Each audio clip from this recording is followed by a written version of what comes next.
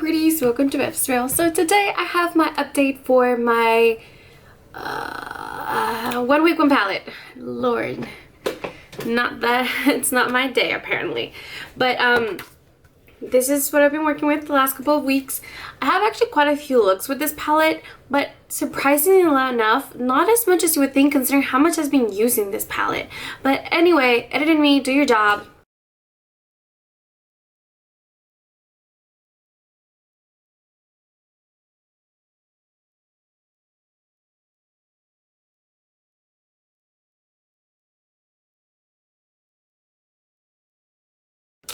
Alright, you should have seen all those photos now, and as you can tell, there's just not as many as you would think. But anyway, I used the heck out of it. I'm actually really glad that I brought it in.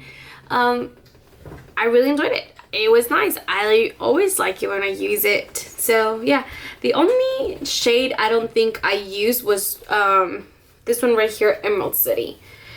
Sorry, not Emerald City, but PNW.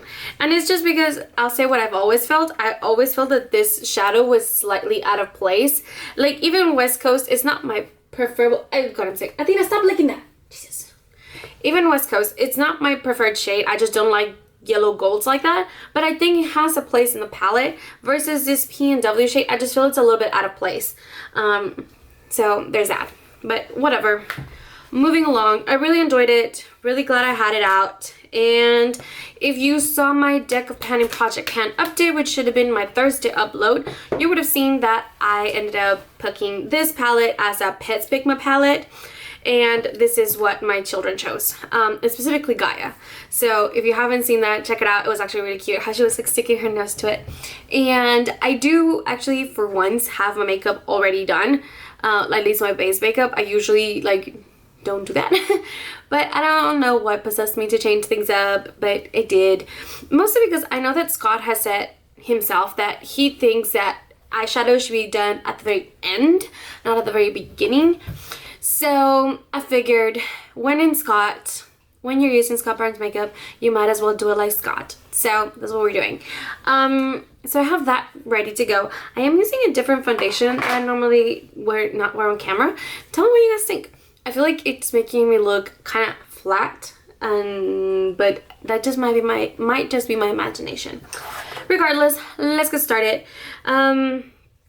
Because I have such a very poppy lip, I kind of want to go with something more matte. I want to grab that yellow shade just to create like a soft base. And I do know Scott's shadows are not powdery, but let's just get started and quickly just brush this in the a really soft wash of color, and there it is.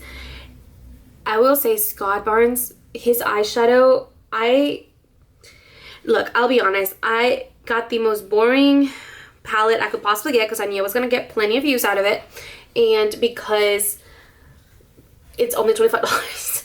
And I know this little thing is $25, and you're like, are you serious? I'm like, yeah, I know. But I just wanted to try out the formula and kind of like, Jesus Christ. Hopefully they don't come back. But if they do, I'm gonna have to kick them out. I just wanted to try out the formula and see how it was. But after trying it out, I am convinced that I want to try more. Sorry, I'm like super blind. Yeah, just a soft wash of color. That's exactly what I wanted. That's what I got. Okay, so now I'm gonna go with the more brown shade, more neutral shade here. Anyway, so I got it. I said, Jesus Christ, I'm gonna have to kick these kids out. I just wanted to try it out. All right, give me a second. I'll be right back. Okay, we're back. I think I might be a little crooked. I think that's better. Okay. So anyway, I just wanted to try the eyeshadow out, and after trying it out, I am convinced that I want more. And that is disappointing because his eyeshadow palettes are just so expensive. Like so expensive. But look at this, they just blend so easily. It's easy to just diffuse the color And this is not like a fancy brush. This is some more feel like $6 brush when they were still $6. This is the M330. I will say it kind of looks like a dupe to his Scott Barnes 62. Like similar shapes, just a little smaller. It's definitely not as soft as a Scott Barnes, but it's similar shaped. So if you wanted to get something similar and you don't have the money to spend on this, let me tell you, this brush, I think it's more expensive than this if I remember correctly. They're expensive. I think it's just as expensive, it's not more expensive than the damn palette. But this is supposed to be like a mini or whatever. But so if you're looking for a cheaper version, I guess this will work. But I mean, it just blends beautifully. Look at that. And then if I want to build the color, which I do, so I'm going to grab a little bit more of that same shade. Look how easy it is to just build. And it just blends beautifully. Look at this, no fallout. And that's, he did say, if you're, Scott is so proud of his eyeshadow. He's like, if you have the right product, you don't have to worry about fallout. I have like no pattern underneath to catch anything. I'm confident I'm not gonna get any fallout because I have messed with this palette quite a few times before and I've never had any issues. And sure enough, look, easy peasy, cover girl. Anyway, just so easy, just so easy. After trying this palette, I want to try his Snaptrol palette, but the price of it, oh my god, I'm like scared. It's so expensive. It's just so expensive. That's what makes me nervous. But look at this, it just blends easily even when you're catching the brush wrong. It just blends so nicely. So it's hard to argue with this pricing because and granted, I don't know how expensive it is to build things, but he reminds me, like his brand reminds me, like a lot of like influencer brands remind me, like they're not necessarily, now he is a luxury brand, but they're not necessarily like too big or too small.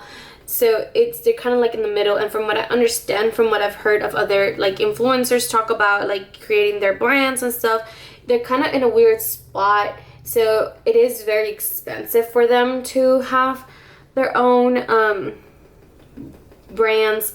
So I'm sure it's gotta be expensive for him as well. There's gotta be better pricing. And I know, like I said, I understand that he's a luxury brand. I get it. It's expensive. But his eyeshadow just blends beautifully. I mean, there's no arguing that. Just blends. And then look, I can go with the same brush and just diffuse the top and no issues. Diffuse the top and no issues. His matte formula reminds me a little bit of Natasha Denona. It's a little bit it's not as pigmented as Natasha's Denona. I think Natasha just comes with a little more, it comes more of a punch, but they both blend so easily. Now, Scott has more of a buildable formula, where Natasha, you can like diffuse it even if you come in really strong.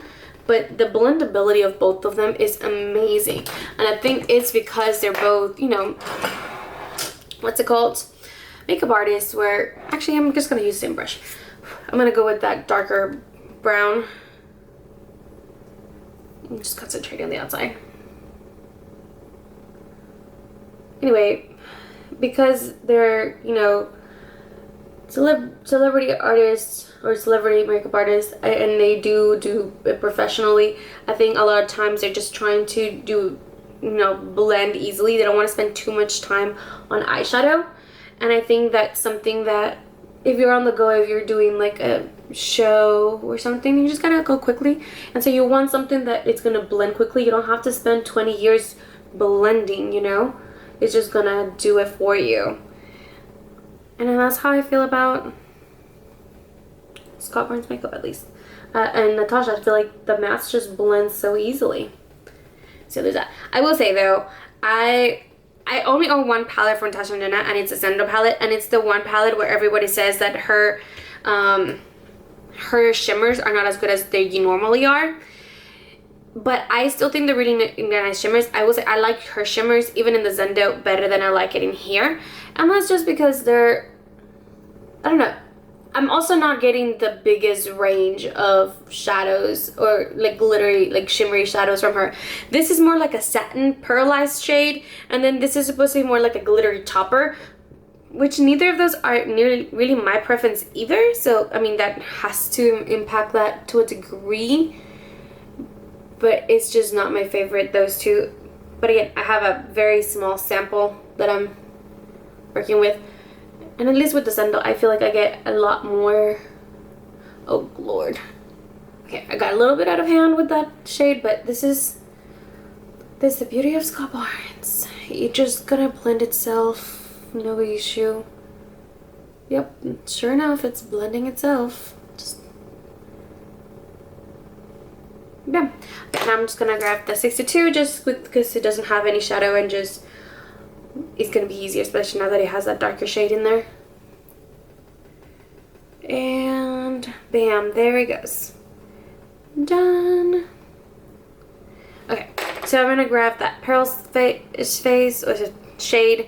The other reason why I don't like this so much is that it's very like yellow bronze. I don't know, there's like a weird undertone to it, and I don't love it. It's not a bad shade, it's just I don't love it. I will say I like the finish of this shade. It's so smooth, it's so soft. It's not meant to be overly metallic unless you wet it. You have to wet this one if you want to get a metallic look, very shimmery look. It's very understated, which I like it. It reminds me of like 90s glam. Sometimes, like I could totally see this being like a one shade look. You just put it all over the lid and you just blend the edges and it would look beautiful.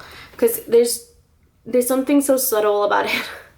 Which again, I like it. There's nothing wrong with that. It's just not necessarily preference unless I'm in the mood for it.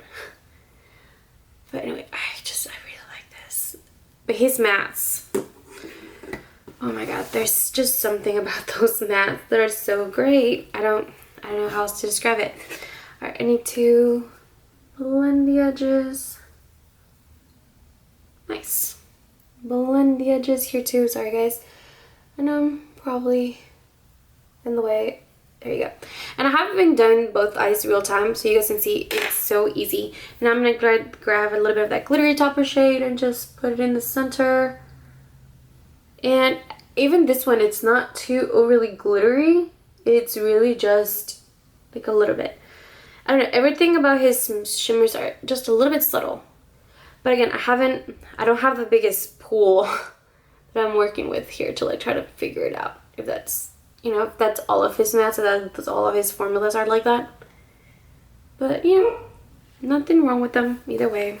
They work just fine. Alright, let's again blend and blend. I will say though, his shimmers blend just as nicely as his mattes. Okay, I kind of took away a little bit of that darkness right here, so I gotta bring some back. And there you go. Alright, easy peasy. Just gonna grab a flat shade. Did y'all hear that? My dogs are attacking my door. Just gonna swipe it at the bottom. There you go. I finally cut a little bit, or I think I would have cut a little bit of me doing that because I probably was doing a weird face. I could feel myself making a weird face. I do want to add a little bit of that glittery shade in the middle. I just need to find a flat brush. Okay, so just gonna grab a little bit of it and then just put it right in the center. And again, it's just very subtle, but it gets the job done.